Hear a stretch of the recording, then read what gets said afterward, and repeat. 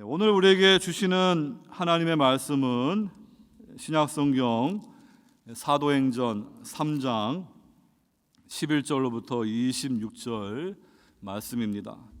사도 베드로의 두 번째 설교 말씀 이 시간에 함께 나누도록 하겠습니다. 하나님의 말씀을 제가 봉독드립니다. 나은 사람이 베드로와 요한을 붙잡으니 모든 백성이 크게 놀라며 달려나아가 솔로몬의 행각이라 불리우는 행각에 모이거늘 베드로가 이것을 보고 백성에게 말하되 이스라엘 사람들아 이 일을 왜 놀랍게 여기느냐 우리 개인의 권능과 경건으로 이 사람을 걷게 한 것처럼 왜 우리를 주목하느냐 아브라함과 이삭과 야곱의 하나님 곧 우리 조상의 하나님이 그의 종 예수를 영화롭게 하셨느니라. 너희가 그를 넘겨주고 빌라도가 놓아 주기로 결의한 것을 너희가 그 앞에서 거부하였으니 너희가 거룩하고 의로운 일을 거부하고 도리어 살인한 사람을 놓아 주기를 구하여 생명의 주를 죽였도다. 그러나 하나님이 죽은 자 가운데서 그를 살리셨으니 우리가 이 일의 증인이라.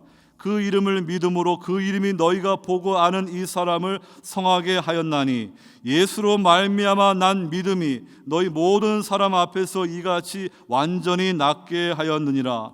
형제들아 너희가 알지 못하여서 그리하였으며 너희 관리들도 그리한 줄 아노라.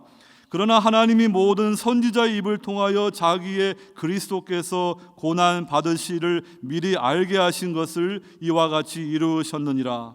그러므로 너희가 회개하고 돌이켜 너희 죄 없이함을 받으라. 이같이 하면 새롭게 되는 날이 주 앞으로부터 이를 것이요 또 주께서 너를 위하여 예정하신 그리스도 곧 예수를 보내시리니 하나님이 영원전부터 거룩한 선지자들의 입을 통하여 말씀하신 바 만물을 회복하실 때까지는 하늘이 마땅히 그를 받아두리라. 모세가 말하되 주 하나님이 너희를 위하여 너희 형제 가운데서 나 같은 선지자 하나를 세울 것이니 너희가 무엇이든지 그의 모든 말을 들을 것이라. 누구든지 그 선지자의 말을 듣지 아니하는 자는 백성 중에서 멸망받으리라 하였고 또한 사무엘 때부터 이어 말한 모든 선지자도 이때를 가리켜 말하였느니라. 너희는 선지자들의 자손이요 또 하나님이 너희 조상과 더불어 세우신 언약의 자손이라. 아브라함에게 이르시기를 땅 위의 모든 족속이 너의 씨로 말미암아 복을 받으리라 하셨으니 하나님이 그 종을 세워 복 주시려고 너희에게 먼저 보내사 너희로 하여금 돌이켜 각각 그 악함을 버리게 하셨느니라. 아멘. 오늘 본문의 말씀은 사도행전 3장 1절로 10절에 나와 있는 초대교회 첫 번째 기적사건 뒤에 사람들이 많이 모였을 때 사도 베드로가 그들에게 예수님의 부활의 복음을 전하는 그러한 내용입니다. 여러분들 우리 사도행전 3장 1절로 10절 보게 되면은 이제 오후 3시에 베드로와 요한 사도가 성전에 기도하러 갑니다. 성전에 제사 지내러 가는 것이 아니라 예수님의 십자가와 부활을 통하여 단번에 구약의 제사는 다 모형이고 그림자이고 이제 완전한 대속의 그러한 제사가 성취되었기 때문에 제사를 지내러 가는 것이 아니라 기도하러 하나님의 임재 앞으로 나아갔다 이렇게 우리가 보아야 될 것입니다. 근데 그 예루살렘 성전 동쪽에 그 미문 아름다운 문이라는 그러한 아주 큰 화려한 문이 있는데 그 날 때부터 이렇게 걸을 수 없는 그러한 병자가 사장을 보게 되면 나이가 40여 세가 된다는 그 사람이 있습니다. 그 사람들이 이 사람은 장애인으로 스스로 자립할 수가 없으니까 이렇게 그를 그 미문 앞에다가 이렇게 놓아두면은 지나가는 사람들 하나님 앞에 제사 지내고 예배하는 사람들에게 긍휼히 여기고 이렇게 자선을 하도록 구걸하는 그러한 사람이었습니다. 베드로 요한이 그날 이제 그 사람에게 우리를 주목해 보라. 그때 이 장애인은 뭔가 이렇게 돈을 받을까 이렇게 기대하고 바라봤는데 베드로는 말합니다. 은과 금은 내게 없거니와 내게 있는 이것을 내게 주노니 나사렛 예수 그리스도 이름으로 일어나 걸으라. 그 말씀과 함께 이제 그 장애인의 오른손을 잡아 일으킬 때 발과 발목에 힘이 나서 그가 이제 걷고 뛰고 성전 안으로 들어가서 하나님을 찬송하는 놀라운 표적이 이렇게 일어나게 된 것입니다. 그러니까 매번 성전 갈 때마다 이렇게 구걸하던 사람이 이렇게 걸을 수 있고 뛸 수 있는 걸 보니까 사람들이 다 놀래가지고요, 이 성전 안에 있는 솔로몬 행각에 많이 모였을 때 이때 베드로 요한 사도가 그 모인 사람들에게 예수님의 십자가와 부활의 복음을 증거함으로 그 말씀을 듣고 이제 초대교회 성도들이 믿는 자가 남자만 5천 명으로 이렇게 늘어나는 그 말씀이 기록됩니다. 그런데 이 유대교 종교 지도자들은, 특별히 이 사두개인들은 부활을 믿지 않기 때문에 예수 그리스도 안에서 부활이 있다 그 말을 전하니까 베드로 요한을 붙잡아다 가두고 다음 날 이제 사내들인 공회를 통하여 이제 협박을 합니다. 예수 이름으로 이 가르치지 말라, 전하지 말라.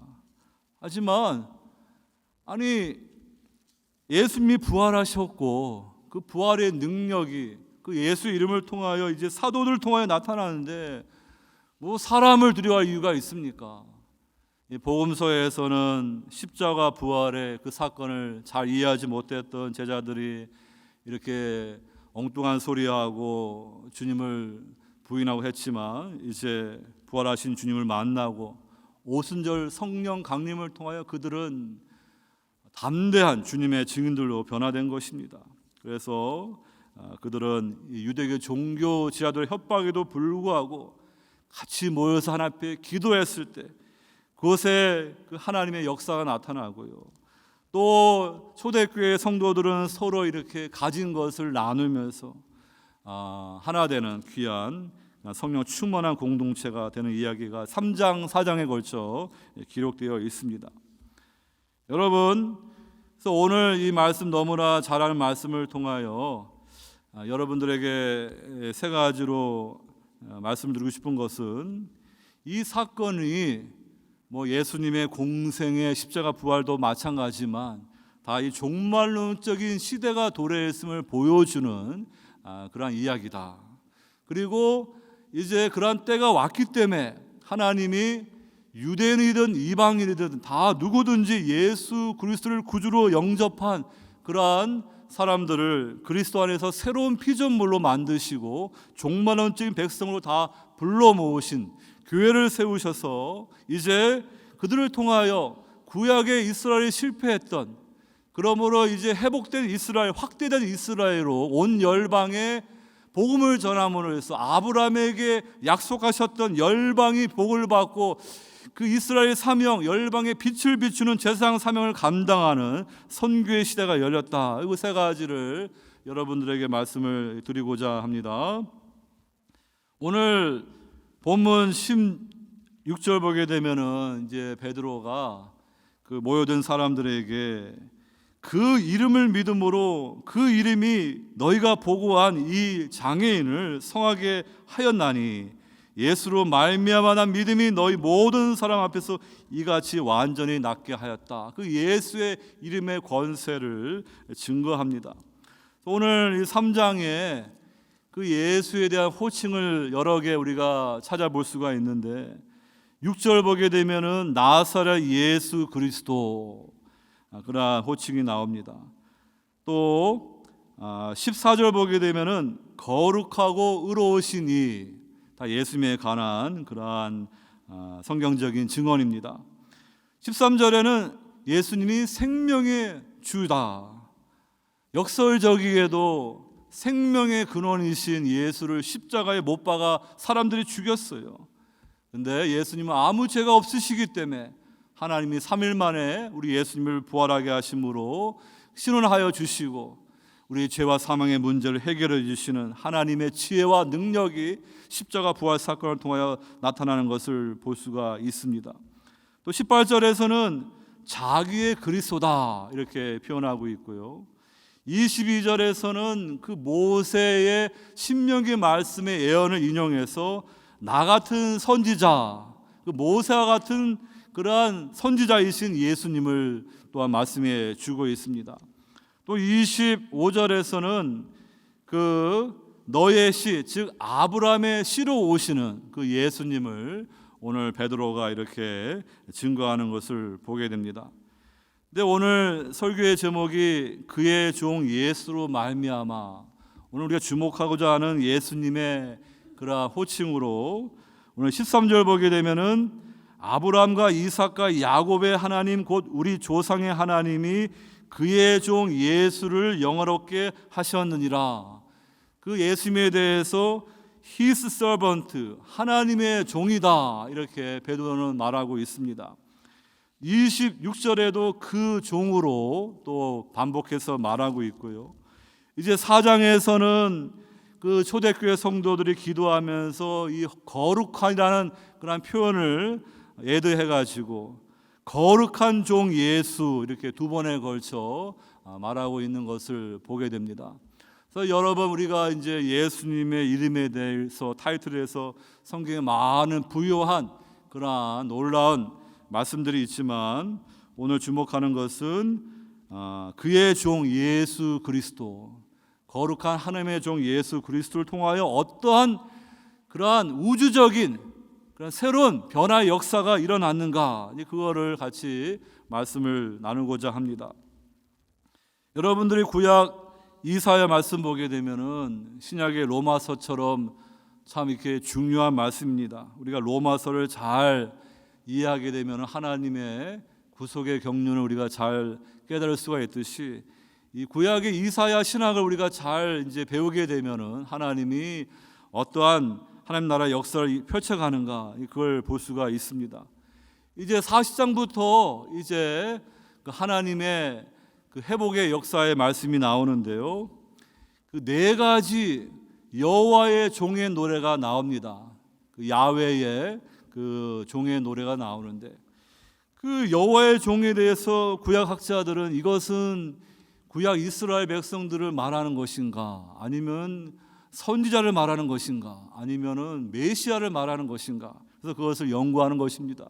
그래서 한편으로는 이제 구약의 이스라엘 백성들, 하나님이 아브라함을 부르시고 언약을 체결하시고 이제 모세 때 시내산에 그러한 언약을 체결하시고 다윗과 영원한 언약을 체결하시고 그 솔로몬 때에 이제 그 예루살렘 성산에 성전이 세워지고 열방에 빛을 비추는 그 역사가 잠깐 드러났는데 그 스바의 여왕이 그 놀라운 소식을 듣고 이제 그 솔로몬에게 와가지고 그 놀라운 하나님의 역사를 그가 보면서 하나님을 높이는 그 이야기가 나오는데 그것이 이스라엘의 소명인 거예요. 그래서 이스라엘 백성들이 제사장 나라로서 이방 나라들은 다 다신교예요. 근데 우리 이스라엘 백성들은 여호와 유일신교를 믿는 백성들로 거룩한 백성으로, 하나님 믿는 거룩한 백성은 이렇게 다르게 정의롭게 의롭게 살아간다, 그걸 보여줌으로 열방의 빛을 비춤으로 스바의 여왕이 찾아와서 복음이 전해지듯이 그 역할을 해야 되는데 이 솔로몬이 그 다음부터는 이제 타락한 거예요. 그래가지고 정략 결혼으로 그 이방의 공주들 결혼하면서 다 뭐 데리고 오는 뭐 이렇게 바알 아세라 뭐 우상들 신전 세우면서 나중에는 이제 그 아내들 따라가 가지고 우상 숭배를 가니까 그때부터는 이제는 내리막길이죠. 그래서 결국에 나라가 갈라지고 북이스라엘은 아시리아 나라로 유배 형벌을 받고 남유대 나라는 좀 더 버티다가 이제 바벨론으로 멸망하니까 아니 열방의 그 빛을 비추는 언약 백성, 그 제사장 나라의 사명이 실패한 거예요. 그러니까 이사야, 예레미야, 에스겔 그 선지자들이 이제 그 하나님의 아브라함과 다윗과 맺은 영원한 언약 그걸 바라보면서 이제 다비드 킹으로 오실 그 메시아 그 그냥 가란 하나님의 예언을 그들이 이 선지서에 기록합니다. 그래서 우리는 이사야 말씀을 국한해 보게 되면은 이제 여호와의 종으로서 실패한 그러한 이스라엘 구약 역사를 보지만 이제 단수로 봤을 때 바로 그 여호와의 종으로 오신 참 이스라엘이신 예수님의 이제 고난에 관한 예언이 이제 기록됨으로 인해서 그것이 신약에 와서 예수님의 십자가 부활의 역사를 통하여서 이제 그 이스라엘이 회복돼야지 이방이 돌아올 수가 있거든요.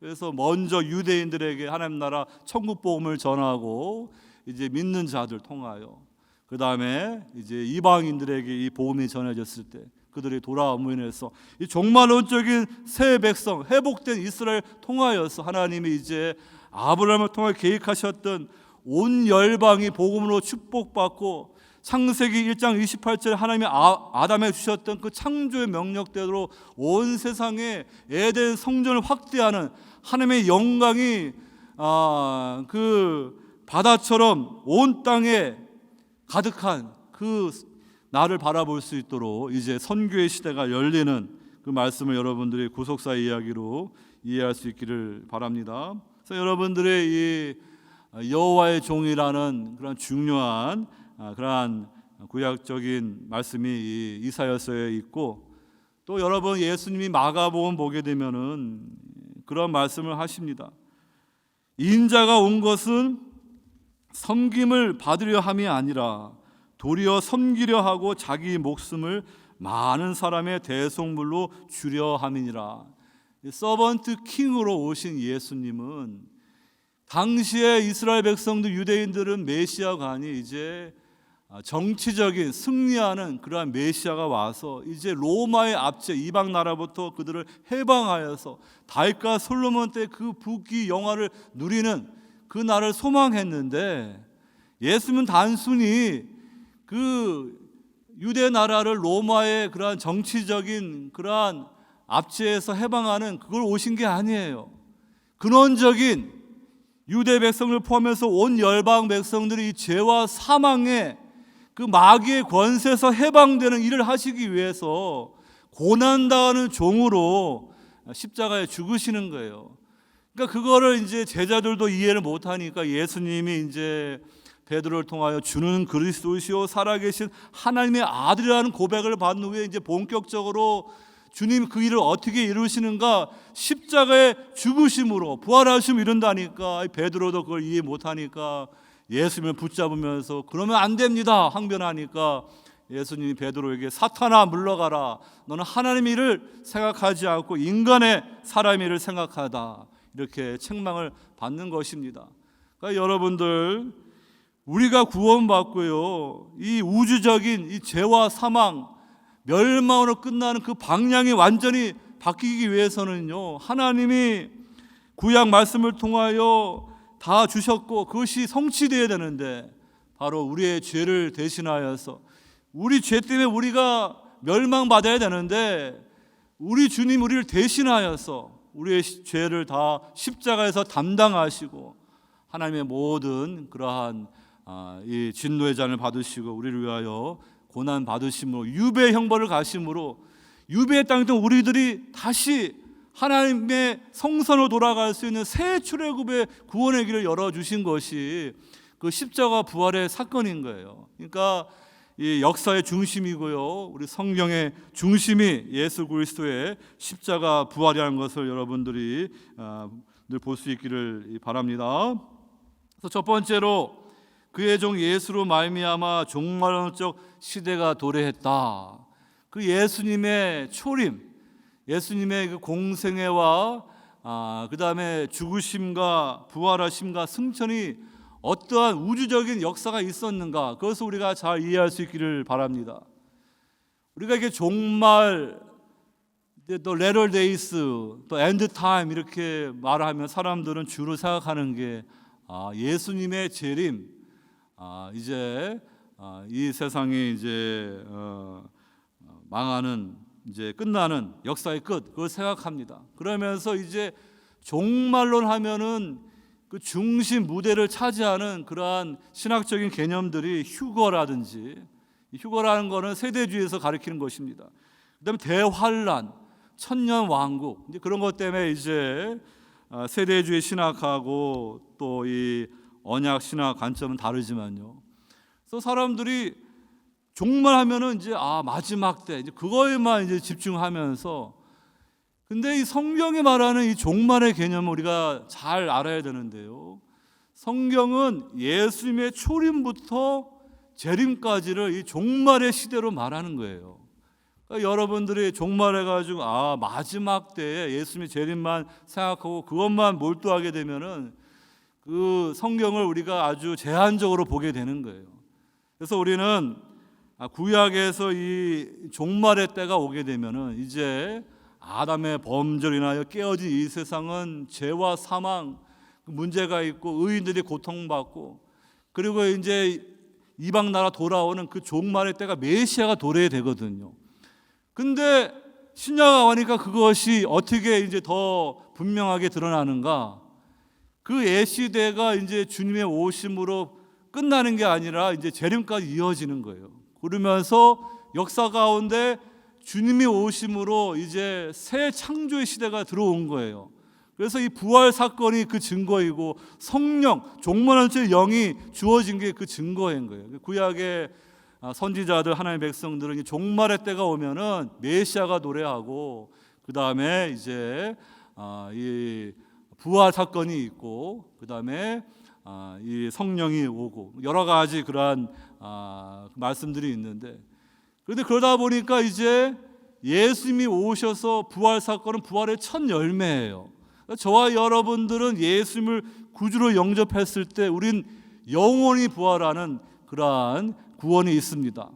하지만은 그 죄의 사망의 시대가 주님의 재림까지 같이 가기 때문에, 이 과도기가 같이 가기 때문에 우리가 이 땅을 살아갈 때 우리 몸의 속량은 주님의 재림 때 이루어지는 거예요. 그러니까 우리는 이 과도기의 시대를 살기 때문에 신학적으로 그것을 already but not yet, 예수님의 오심으로 종말이 도래했고 그것을 시작된 종말론, 하지만 그것이 완성되는 것은 재림 때이기 때문에 not yet, 그러나 아직, 이렇게 표현하는 것을 또 하나님 나라를 봤을 때 이미 도래했으나 그 완성되는 것은 재림의 때로 이렇게 보는 것입니다. 그것이 성경적인 바른 그러한 관점이 되는 것입니다. 그래서 여러분, 이것을 이제 여러분들이 그 2차 세계대전 사건으로 한번 이해할 수가 있는데, 독일의 유명한 학자가 그걸 그렇게 비교했습니다. D-Day, VD란 말을 들어봤을 거예요. 1944년 6월 6일에 미국, 영국의 연합국이 이제 프랑스 노르망디에 상륙했습니다.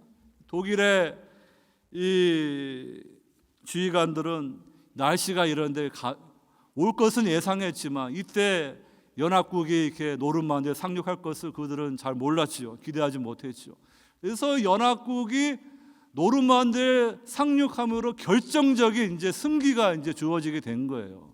그래서 한 1년여 지나서 이제 45년 5월 8일에 이제 독일 베를린에 이제 들어감으로 인해서 V-Day, 승리의 날이 주어지게 된 거예요. 오늘이 6.25 73주년인데 이렇게 소련의 그러한 도움을 받아가지고 김일성이 북한 군대를 이끌고 이제 낙동강까지 밀고 왔어요. 이제 그 낙동강 밑으로 가면 이제 적화 통일되는 거예요. 공산국가 되는 거예요. 근데 하나님이 우리 민족을 불쌍히 여기셔가지고요, 연합국을 세우셔가지고 이 메가더 장군이 인천 상륙작전을 성공하니까요, 그것도 참 작전하기 힘든, 확률이 얼마 안 되는 건데 하나님이 도와주시니까 그때부터 승기를 잡아가지고 북진해가지고 좀만 가면은 통일이 오는데 이 중공 국가가 또 개입해가지고 지금은 이렇게 남북이 갈라졌지만 이제 하나님이 언젠간 남북한이 통일되는 그런 날이 오게 할 것입니다. 여러분, 그것을 우리가 이제 신학적으로 보게 되면은 예수님께서 십자가에 죽으시고 부활하는 사건이 이 역사의 결정적인 그러한 사건인 거예요. 이제는 죄와 사망의 권세의 마귀에게 꼼짝달싹 못하던 인생들이 예수님이 십자가에서 죽으시고 부활하심으로 사망 권세 이기고 그 사망을 가져다 주는 게 죄 문제인데 그 죄 문제를 다 해결하셨기 때문에 이 마귀의 머리가 박살나는 결정적인 그러한 승리가 이루어진 것입니다. 그러니까 그때부터 초림 때부터 우리가 이 종말원칙 렌즈로 성경 구속 전체를 봐야지 그냥 이제 예수님 초림 뭐 십자가 부활은 2000년 전 옛날 얘기. 그러니까 뭐 이 종말은 이제 예수님이 오시는 때니까 괜히 뭐 천년 왕국 뭐 휴거 뭐 거기에 정신 팔려 가지고 종말을 너무 이렇게 좁게 봐서는 안 될 것입니다. 여러분, 그래서 이제 예수님이 재림하신 날은 V-데이예요. 우리에게 2000년이 엄청난 기간이지만 하나님에게는 1000년이 하루와 같습니다.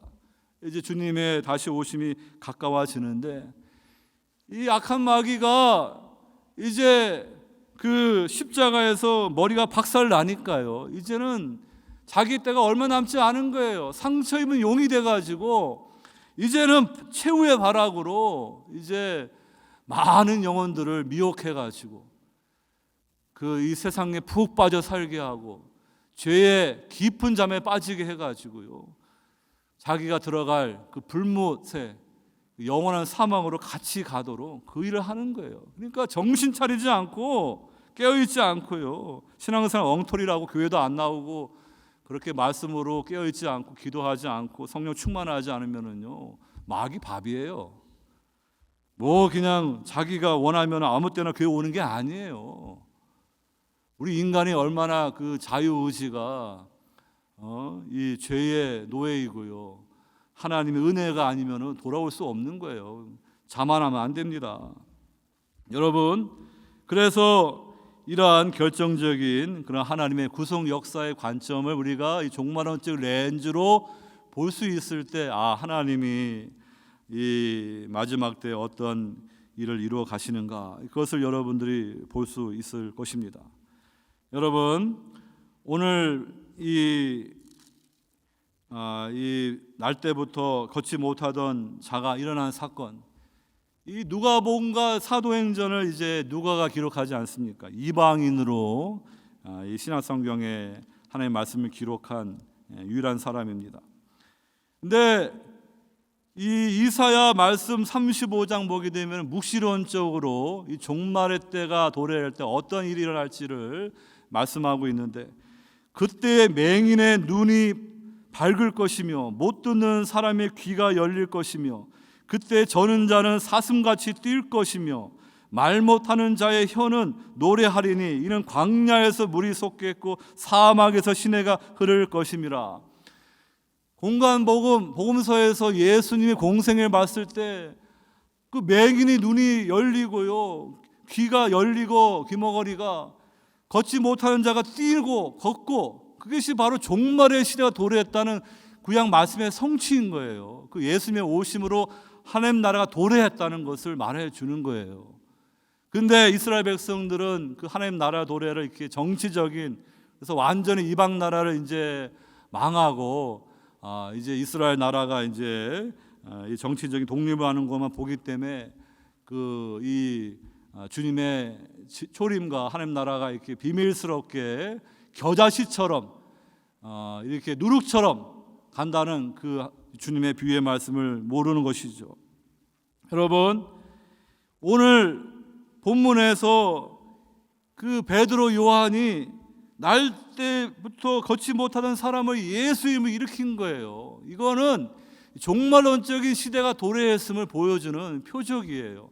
하나님이 지금도 뜻하시면 뭐 선교지든 어디든 그런 표적을 일으킬 수 있어요. 그런데 우리는 이미 이 말씀을 통하여 중요한 것이 이제 주님의 오심으로 초림으로 이 종말론적 시대가 도래했구나. 이 공관복음에서도 그 친구들의 이제 중풍병자가 있는데 이제 예수님 앞에 나아가면 고침 받을 걸 믿고 이제 못 걸으니까 침상에다가 이제 놓고 이제 같이 이제 오는 거예요. 근데 그 집에 너무 사람이 많으니까 못 들어가니까 지붕 위로 올라가서 기와를 벗겨내고 침상을 쫙 내려놔 가지고 그 예수님이 그 믿음을 보셨습니다. 그러면서 하신 말씀이 죄 사함을 받았다 이렇게 말씀을 하시는 거예요. 구약에서 이렇게 그 죄 사함을 상징적으로 말해주는 이 성전의 제사 제도가 이제는 끝났고, 이제 주님이 오심, 성전의 본체신 예수님이 오심으로 그 예수님을 통하여 이제 죄 사함의 종말론적인 그런 새로운 시대가 도래했음을 말하는데요. 유대계 종교자들은 그것을 배척하고 이제 예수님을 이제 유대교 성전을 이제 비방한다 해가지고 죽이려고 이제 더 마음을 강팍하게 먹는 것을 보게 되는 것입니다. 여러분, 오늘 본문에도 그러한 누가복음 말씀과 병행돼서 이 베드로가 걷지 못하는 자를 일으켜 세운 말씀, 또 사도 베드로도요 1차 선교 때 그 루스드라 지역에서 걷지 못하는 사람을 일으켰습니다. 그러니까 그것이 다 그 예수님의 오심으로 이제 종말론적인 새로운 시대가 도래했음을 보여주는 그러한 역사적인 변화가 있었음을 보여주는 그런 말씀인 것입니다. 그래서 여러분, 우리는 이 성경 말씀을 통하여 이 종말에 대해서 더 잘 이해하셔야 되는데, 이 종말이라는 표현이 처음 나오는 것이 사도행전 2장 17절에 그 오순절날 성령 강림했을 때 그것을 조롱하는 사람들은 술에 취했다 했을 때 베드로가 구약의 요엘 말씀을 인용해서 성취라 말하는데, 또한 이사야 2장 2절 말씀을 인용해가지고 말세에, 그 말세가 이제 도래한 거예요. 말세에 종말의 때에 주어지는 게 종말론적 성령이니까 그때가 도래했다. 그 예수님의 십자가, 부활, 승천, 오순절 성령 강림 다 새로운 종말론적 시대가 열렸음을 보여주는 그런 하나님의 구속서의 그 이야기를 말해주는 것입니다. 오늘 우리가 그 예수님의 오심으로 이 종말론적인 새로운 시대가 왔다는 그러한 말씀이 가장 중요한 게 이 부활 사건이에요. 오늘 본문 15절에도 그 예수님을 유대인들이 생명의 주를 십자가에 못 박아 죽였는데, 그러나 하나님이 죽은 자 가운데서 그를 살리셨으니 우리가 이 일의 증인이라. 사도들이 바로 120명의 성도들이 예수님의 부활의 증인이다. 500명의 부활의 증인들이 있습니다. 이 살리셨다, 에게이로라는 헬라 단어들을 쭉 연구해 보게 되면은 그 예수님의 부활을 가리키는 그러한 상징적인 의미가 있습니다. 그와 마찬가지로 22절에도 나 같은 선자 하나를 세울 것이니, 세울 것이라는 단어, 또 26절에 하나님이 그 종을 세워, 여기서 이 헬라어는 아니스템이라는 단어인데 마찬가지로 그 부활 사건을 가리키는 그러한 헬라어 단어입니다. 그래서 그 주님의 부활 사건이 바로 이 종말론적인 새로운 시대가 이제 열렸음을 보여주는 그러한 하나님의 보여주는 증거인 것입니다. 그래서 여러분, 사도행전 보게 되면은 베드로도 도르가를 죽음에서 일으키고요, 그다음에 바울도 유두고라는 청년을 죽음에서 일으키는 그러한 역사를 나타나는데, 그것이 바로 예수님의 이제 십자가, 부활, 성령 강림을 통하여 종말론적인 새 시대가 이제 도래했고, 이제 하나님의 어떠한 섭리 가운데 죽은 자도 일어나는 그 부활의 시대가 있음을 말해 주는 것입니다.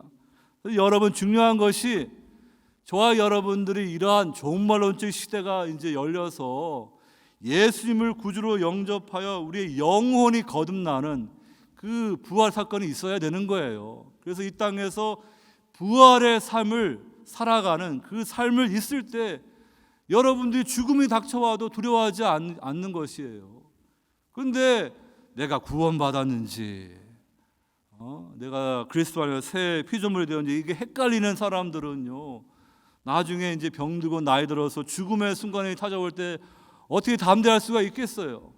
여러분들이 내가 예수님을 구주로 영접하여 내 영혼이 부활한 그러한 부활 사건이 있는가, 그리스도 안에서 거듭난 새 출애굽의 구속의 역사가 있는가, 그것을 분명히 여러분들이 알아야 될 것이고, 그것이 없는 분들은요, 오늘 이 말씀을 듣고 회개와 믿음으로 예수님을 영접해야 돼요. 안 그러면 계속해서 애시대에 그 죄와 사망이 왕노릇하던 그 시대에 머물러 있는 거예요. 몸만 교회에 나오는 거예요. 그렇기 때문에 오늘 이러한 종말론적인 관점을 우리가 잘 이해하는 것이 얼마나 중요한지 우리가 잘 깨달을 수 있기를 바랍니다.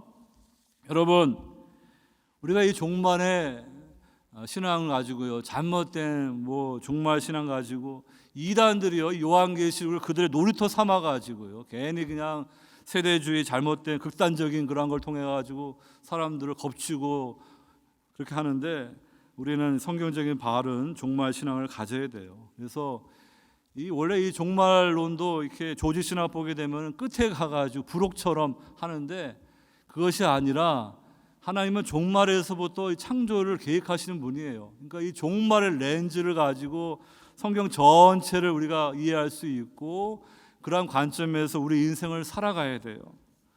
여러분, 우리 인생이 이제 이러한 때를 살아간다 그러면요, 우리는 이 때를 우리가 지혜롭게 살아가야죠. 근데 이 때를 모르는 사람들은 노아의 때처럼, 롯의 때처럼 그냥 먹고 마시고 사고 팔고 즐기고, 자기가 지금 어떠한 시대를 살아가는지 모르고 그냥 사망의 잠을 자다가 그냥 준비하지 못하다가 도둑처럼 갑자기 임하는 개인적인 종말, 죽음이 찾아오고, 이제 주님이 오시는 우주적인 종말이 왔을 때 그들은 준비하지 못한 자들로서 멸망받을 수밖에 없는 거예요. 그래서 우리 주님은 이러한 종말의 바른 그러한 신앙을 가지고 우리가 이때를 준비하며 깨어서 살라고 말씀하셨어요. 누가 말씀 보게 되면 너희는 스스로 조심하라. 그렇지 않으면 방탕함과 술 취함과 생활의 염려로 마음이 둔하여지고 뜻밖의 그날이 덫과 같이 너희에게 임하리라. 이날은 온 지구상에 거하는 모든 사람에게 임하리라. 이러므로 너희는 장차 올 이 모든 일을 능히 피하고 인자 앞에 서도록 항상 기도하며 깨어 있으라. 우리가 이 바른 종말 신앙을 가져야지 이때 우리가 영적인 잠을 자지 않고 주님의 오심을 준비할 수 있는 것입니다. 사도 베드로도 베드로후서에서 이 종말론적 렌즈를 가지고 이 마지막 때를 살아가라고 말하면서 이렇게 권면합니다. 너희가 어떠한 사람이 되어야 마땅하냐? 거룩한 행실과 경건함으로 하나님의 날이 임하기를 바라보고 간절히 사모하라. 그날에 하늘이 불에 타서 풀어지고 물질이 뜨거운 불에 녹아지려니와 우리는 그의 약속대로 의가 있는 곳인 새하늘과 새 땅을 바라보도다. 그러므로 사랑하는 자들아, 너희가 이것을 바라보나니 주 앞에서 점도 없고 흠도 없이 평강 가운데서 나타나기를 힘쓰라. 여러분, 예수님의 십자가 부활을 통하여 결정적인 우주의 그러한 변화의 역사가 시작됐어요. 이제 마귀는 자기의 때가 얼마 남지 않아서 많은 사람들을 미혹하고, 이때 많은 배교자가 나옵니다.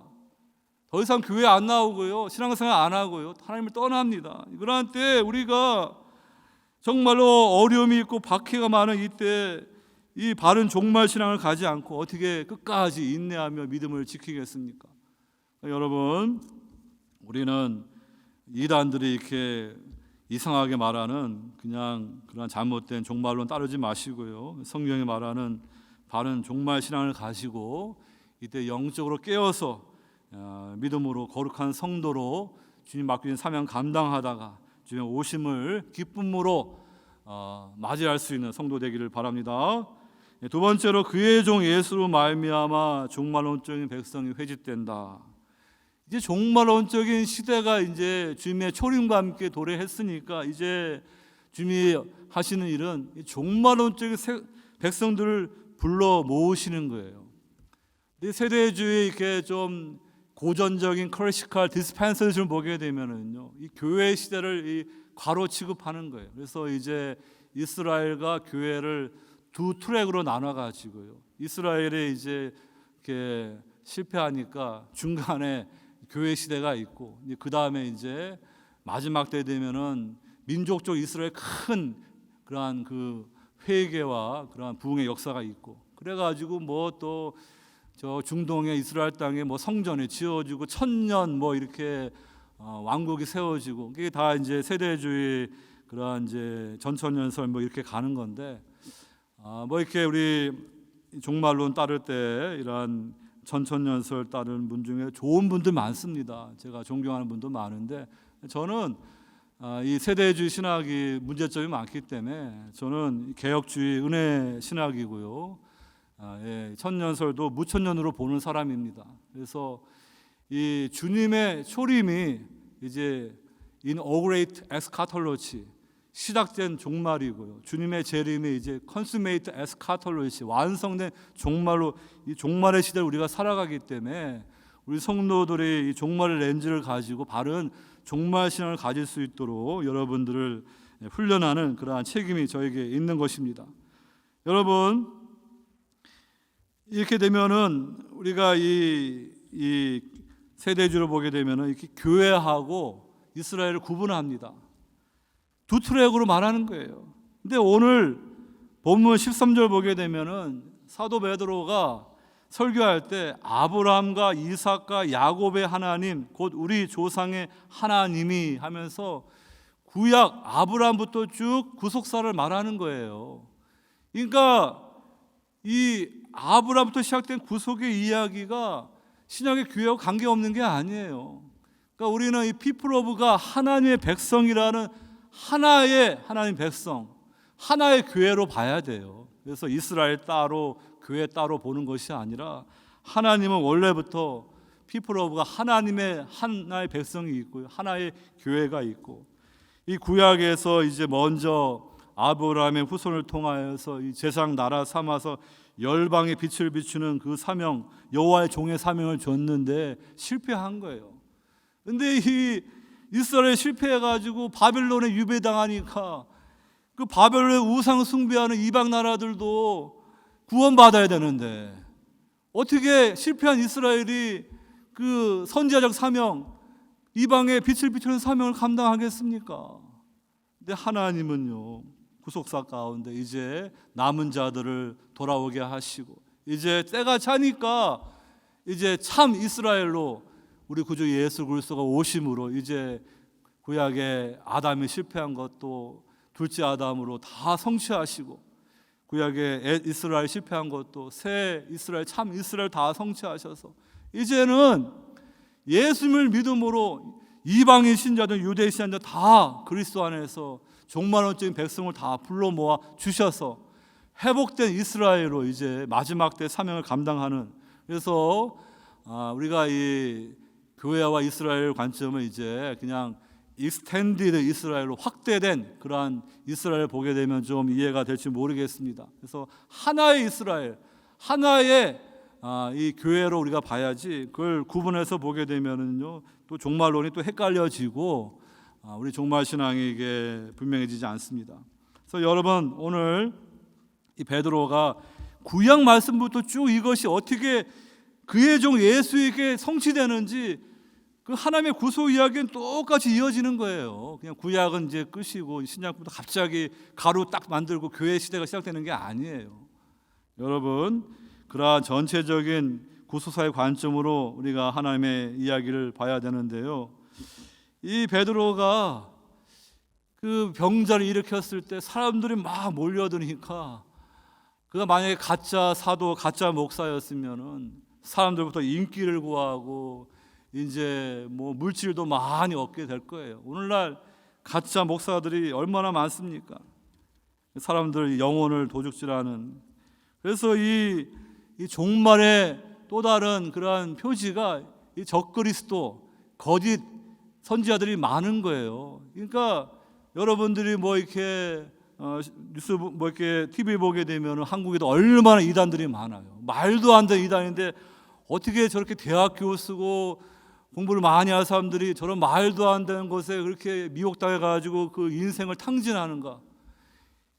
우리가 사는 시대가 그 종말론적인 시대, 이 거짓 사도, 거짓 목사들이 판치는 세상이에요. 그러니까 우리가 종말론적인 바른 신앙을 가지고 영적인 분별력을 깨어있지 않게 되면요, 여러분들이 교회에서 하나님 만나지 못하고 괜히 뭐 그냥 여호와 증인, 몰몬교, 뭐 신천지 이런 데 빠지면요, 이제 그때는 빠져나오기 힘든 거예요. 여러분, 우리는 하나님의 말씀을 바로 선포하는 진리의 말씀을 들어야 될 것입니다. 이렇게 베드로 사도는 자기를 보는 것이 아니라 예수님을 바라보도록 다 이렇게 설교하고 있어요. 그러니까 설교자가 이렇게 하면서 자기가 뭐 대단하고 뭐 놀라운 이들 이렇게 해가지고 결국에 설교 쭉 들어보면은 예수님을 높이는 게 아니고 자기를 높이고 교인들을 자기를 추종하는 그런 맹목적인 신자 만드는 건 다 가짜예요. 여러분, 정말로 예수님을 높이고요, 그 주님 앞에 온전한 언약적인 충성을 하는 그러한 신실한 성도들을 만들어야지, 그냥 사람들이 듣기 좋아하는 세상의 소리, 인간의 자랑을 통해 가지고요, 그래가지고 사람들 엉뚱하게 다 주부터 멀어지게 해가지고 엉뚱한 길로 가게 하는 거예요. 우리 분별력 가지고 여러분 유튜브 말씀을 뭐 듣더라도 좀 깨닫고 들을 수 있기를 바랍니다. 근데 여러분, 우리가 이제 언약, 이제 이 종말론적인 백성으로 이제 부르심을 받는데 그 조건이 있어요. 그 조건은 아브라함의 혈통적인 유다인이 되어도 당연히 되는 게 아니에요. 구약의 아브라함의 혈통적 이스라엘 백성 유대인 할지라도 믿음이 없으면 그거는 하나님의 자녀가 아닌 거예요. 하나님의 백성이 아닌 거예요. 아브라함이 가졌던 그 믿음과 순종이 있는 그 마음의 할례를 받은, 성령 받은 그 참된 자들만이 언약 백성이 하나님의 백성인 거예요. 그래서 19절에 그러므로 너희가 회개하고 돌이켜 너희 죄 없이함을 받으라. 우리가 하나님의 백성, 언약 백성, 종말론적인 백성에 들어가기 위해서는요, 나의 죄를 회개하고 이제는 하나님 앞에 돌이키는 그 믿음이 따라야 되는 거예요. 이 회개와 믿음이 없이는 우리는 하나님의 백성이 될 수가 없는 것입니다. 이제 베드로는 이 병자를 일으킨 사건을 통하여 모인 사람들에게 하나님의 말씀을 통하여 주님을 바라보게 하면서 그들이 회개와 믿음으로 예수님 앞에 돌아오도록 그들을 이게 말씀을 전하는 거예요. 그래가지고 그 말씀을 듣고 돌아온 사람이 남자만 5천 명이 되는 그런 부흥의 역사가 기록되고 있는 것입니다. 여러분, 교회에 나왔는데 그냥 단순히 예수 믿으면은 부자 되고 자녀 잘 되고 건강하고, 그것 때문에 교회에 나오더라도 교회에 나오는 가장 중요한 목적은 죄사함 받아서 하나님의 백성, 하나님의 자녀가 돼야 되는 거예요. 그게 가장 중요한 거예요. 근데 그거는 놓쳐버리고 그냥 기복적인 신앙으로 그냥 일반 은총으로 부자 되고 자녀 잘 되고 그게만 받은 복을 받으면 그거는 신앙생활 잘못한 거예요. 여러분, 예수님 앞에 우리가 회개와 믿음으로 돌이킬 때 어떠한 은혜가 주어지는가? 너희 죄 없이함을 받으라. 죄 사함을 받는 거예요. 첫째 아담의 후손으로 원죄를 가지고 태어난 우리들이 그냥 습관적으로 알고 모르게 말로 행동으로 손으로 엄청 죄를 짓습니다. 자범죄를. 그래가지고 나이가 벌써 이제 50, 60대면은요, 하나님 만나지 못하면 엄청 뒤에 무거운 죄의 짐을 지고 사는 거예요. 그런데 그렇게 하다가 나중에는 그 죄 때문에 심판받는 거예요. 근데 예수님 앞에 나와서 회개하고 믿음으로 주님을 만나면요, 이 죄 문제를 다 용서받는 그 구원이 주어지는 거예요. 그러니까 여러분, 우리가 길거리에 이 홈리스들, 그냥 이 사람들이 뭐 몇 년 동안 뭐 목욕도 안 하고 세수도 안 했는데 얼마나 냄새 나고 얼마나 참 그냥 근처에 가면 코를 막아야 되고, 하나님 보시기에 그런 거예요. 이 죄의 악취가요. 예수님 믿어서 깨끗하게 이제 씻김 받아야 되는데 그냥 예수님 못 만나고 그냥 죄의 짐 그대로 등에 지고 그냥 형식적인 그냥 종교 생활을 하고 그러다가 끝나면 어떻게 되겠습니까?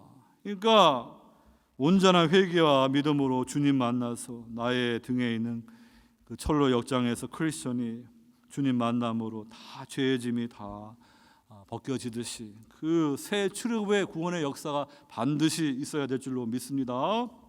그 다음에 이 19절에 새롭게 되는 날이 Times of Refreshing이 주 앞으로 이를 것이요.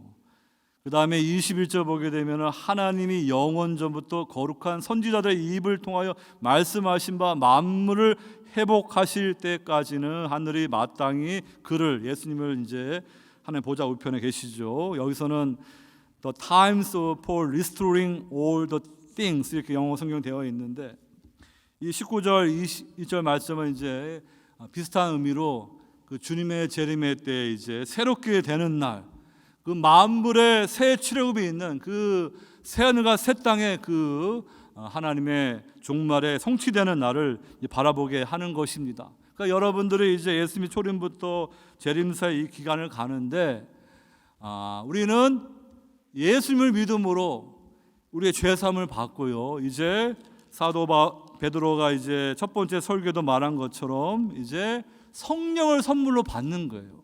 그 성령은 종말론적 영으로 우리에게 이제 디파짓, 이제 보증이 되어 주시는 거고요.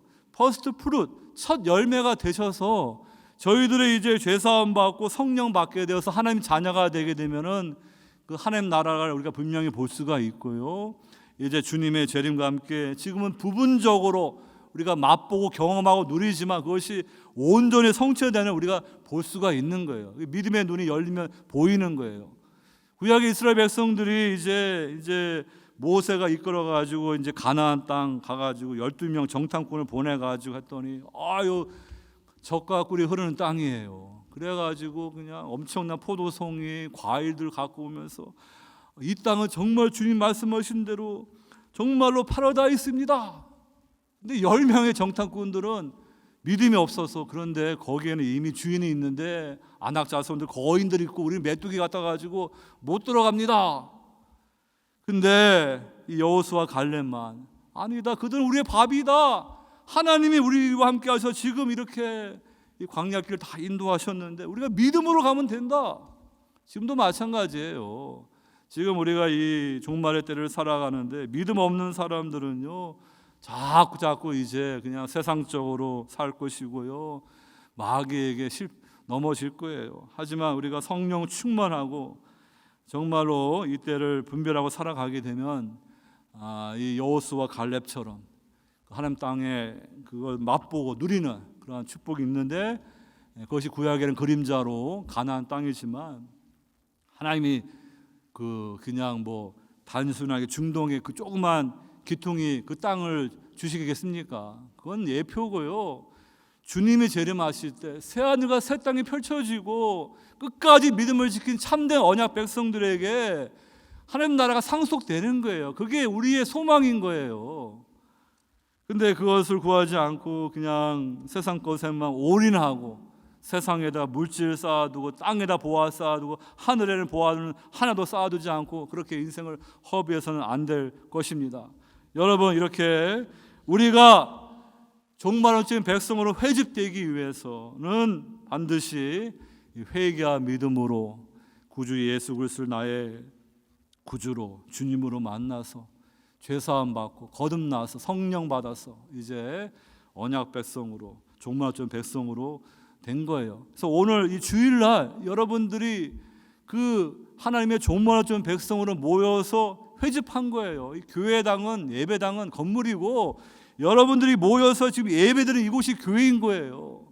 근데 이 예배를 등한시하고 이걸 소홀히 여기는 분들은 그 언약 백성으로서 지금 실패하고 있는 거예요. 점점 그 세상에 푹 빠질 수밖에 없고요. 나중 가게 되면은 이제 하나님이 은혜의 기회를 걷어가시게 되면은 그때 가서는 돌이키고 싶어도 못 돌이키는 거예요. 은혜 주실 때, 기회 주실 때 회개하고 돌이켜 와야 되는데 이거는 바로 붙잡아야 되지. 지금은 젊으니까 좀 인생 즐기다가 나중에 늙어서 내가 예수 믿어야지, 그렇게 되는 게 아니에요.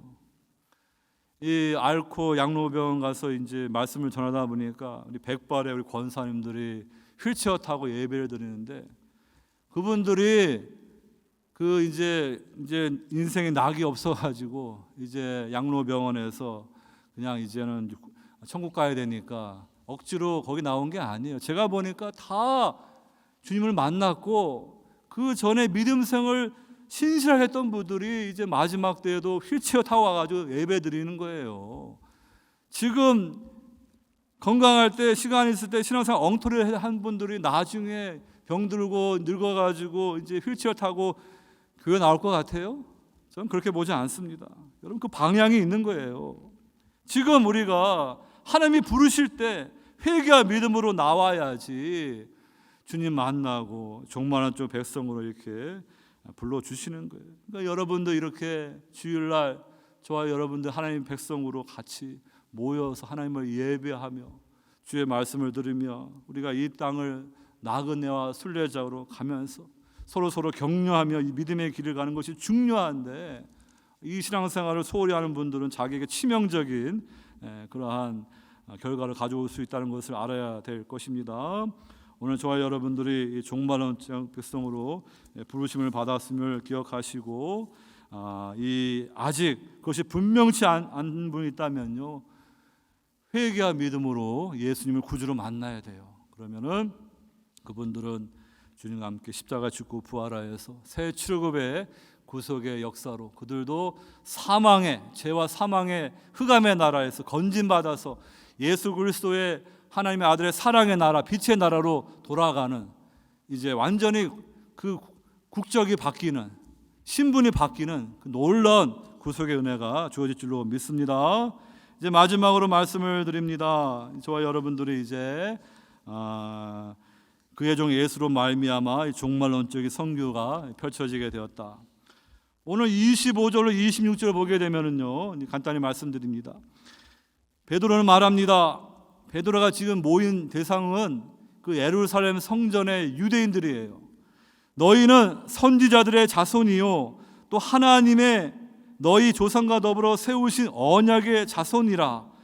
아브라함에게 이르시기를 땅 위의 모든 족속이 너의 씨로 말미암아 복을 받으리라 하셨으니, 하나님이 그 종을 세워 복 주시려고 너희에게 먼저 보내사 너희로 하여금 돌이켜 각각 그 악함을 버리게 하셨느니라. 여러분, 이 아브라함을 생각할 때 보편성이 있고 특수성이 있어요. 이 특수성을 보게 되면은 아브라함의 그 혈통적인 그 이스라엘 백성 유대인들을 생각할 수가 있지만은 보편성이 있는데, 하나님이 아브라함에 주신 약속의 핵심은 그 아브라함의 씨를 통하여 후손들을 통하여 열방이 복을 받는 거예요. 그래서 모세 때 시내산에서 이제 하나님과 언약을 맺고 제사장 나라 된 거예요. 그래서 이스라엘 백성들이 무슨 공로가 있고 숫자가 많아서 한 것이 아니라 순전히 하나님의 은혜로 그들이 먼저 건진받아 가지고요, 구약의 출애굽의 그러한 구속의 역사의 그러한 모든 것들을 그들이 역사적으로 그들의 DNA에 그것이 이제 각인되어 있지요. 이스라엘 백성 유대인들에게는요. 그걸 통하여 그들을 구원하신 다음에 이제 다윗 때 솔로몬 때 성전을 지으심으로써 하나님이 열방에 복 주시는 그 사명을 감당하도록 부르신 거예요. 근데 이 아브라함이 무슨 이스라엘 백성들이 가나안 땅에서 그들이 뭐 수고했나요? 뭐 노력했나요? 하나님이 이제 그 가나안 땅의 원주민들 가나안 일곱 부족들이 죄가 꽉 차니까 이제는 땅이 그들을 더 이상 받아줄 수 없는 거예요. 이제는 토해내야 돼. 그래서 하나님이 여호수아 때 성전을 통하여 그들을 쫓아내는데, 그 12 부족들이 이제 각각 땅을 분배받아 가지고 쫓아내야 되는데 남은 잔당들을, 근데 그냥 믿음이 없으니까 그냥 가만 놔두고 같이 동거하다 보니까 옆구리에 가시가 돼 가지고 사사기 때 보니까는 이스라엘 백성 언약 백성이라도 그냥 이방 민족들에게 그냥 압제를 당하고 고통을 당하고, 그때마다 하나님 살려주세요 하니까 하나님이 사사를 세우시고, 좀 믿는다 하다가 또 이제 또 하나님 떠나가지고 또 죄짓고 또 우상 숭배하다가 또 이제 얻어 터지고, 그것이 사사기 이야기 아닙니까? 그러니까 그 왕이 오셔야 되는데 바로 다윗을 통하여 보여주는 메시아 다비드 킹이신 예수님을 우리에게 보내주시는 것입니다. 여러분, 이 이스라엘 백성들이 그 사명에 성공했다 그러면요, 그 주변 나라 백성들이 다 복을 받는 거예요. 아, 우리는 이 헛된 우상 잡신을 섬기는데, 저 이스라엘 백성들 여호와 하나님을 섬기는데 저렇게 거룩하고 정의롭고 의로운 사회고, 가난한 자도 힘없는 자도 다 같이 잘 살고, 아, 그 백성들은 복되도다, 스바 여왕이 그 복되도다 한 것처럼, 아, 그렇게 경건한 영향을 줘야 되는데, 아, 이 아담의 후손들이어서 그런지 이 자꾸 이제 하나님 말씀을 붙잡아야 되는데 붙잡지 않고, 그러니까 자꾸 타락하는 거예요. 그때마다 선지자들이 회개하라고 돌이키고 하는데요, 결국에는 우상 숭배한 나라 쫓아가다가 이 아시리아 바벨론 유배로 간 거예요. 그러니까 열방에 빛을 비추는 선교적 사명을 실패한 것입니다.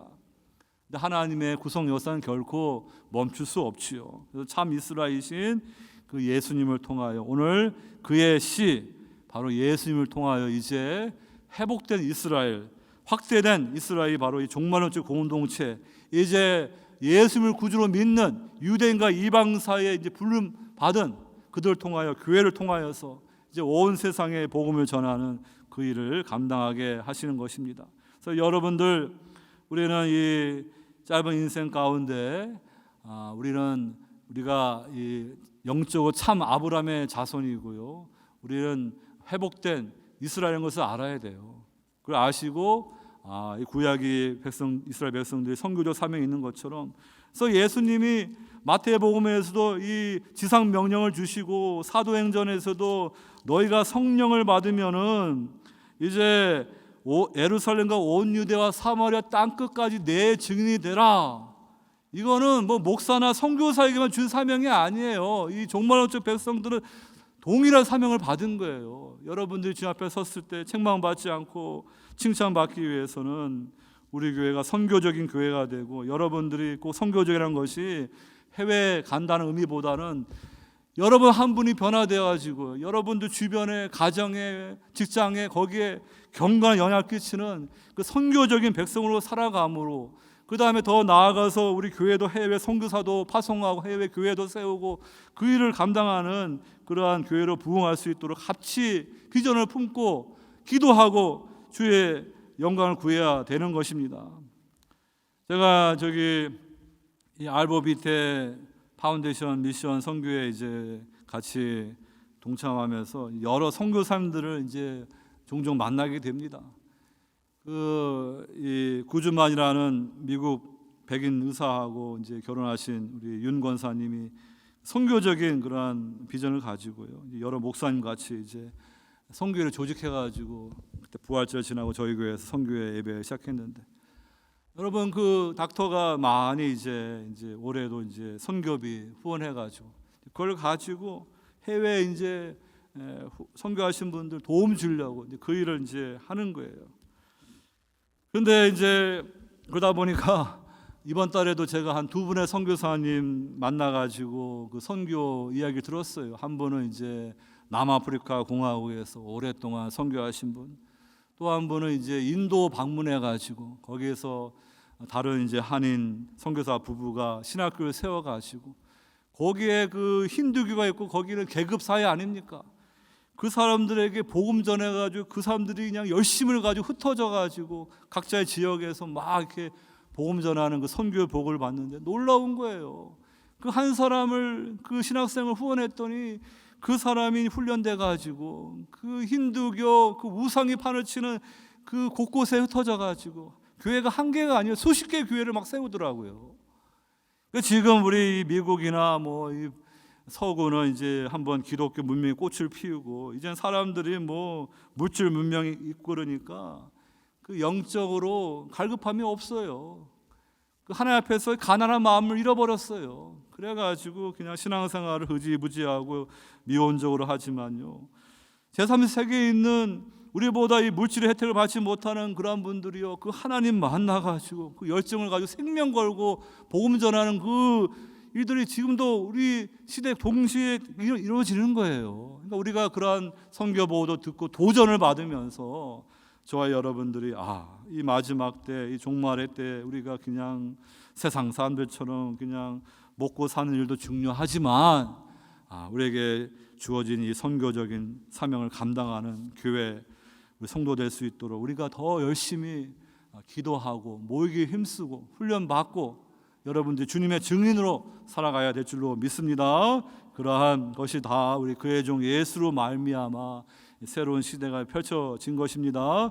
그러한 때를 살아가는 저와 여러분들이 주님의 십자가 부활의 복음의 증인으로서 맡겨진 주의 사명 감당하는 귀한 성도 다 될 수 있기를 주의 이름으로 축원합니다. 하나님 아버지, 오늘 말씀을 통하여서 우리가 어떠한 시대를 살아가야 되는지 종말론적 렌즈를 우리에게 보여주시고 가르쳐주심을 감사드립니다. 많은 사람들이 이 코로나19 팬데믹 이후 엔데믹이 되면서 교회를 멀리하면서 실상은 영적인 잠을 자고 있고 실상은 교회에 못 나오는 건데 주님 깨닫지 못하고 있습니다. 하나님 불쌍히 여겨 주시고 이 교회에 남은 성도들 깨워주시고 성령으로 충만케 하여 주셔서 하나님이여 정말로 이 마지막 때에 깨어 주님 맡기신 귀한 사명을 감당하는 교회와 성도로 주님 섬길 수 있도록 저들을 사용하여 주시고 우리를 통하여서 많은 사람들이 주님을 만날 수 있도록 주님 축복해 주시옵소서. 감사하고 사랑이 많으신 예수님 받도록 기도하옵나이다. 아멘.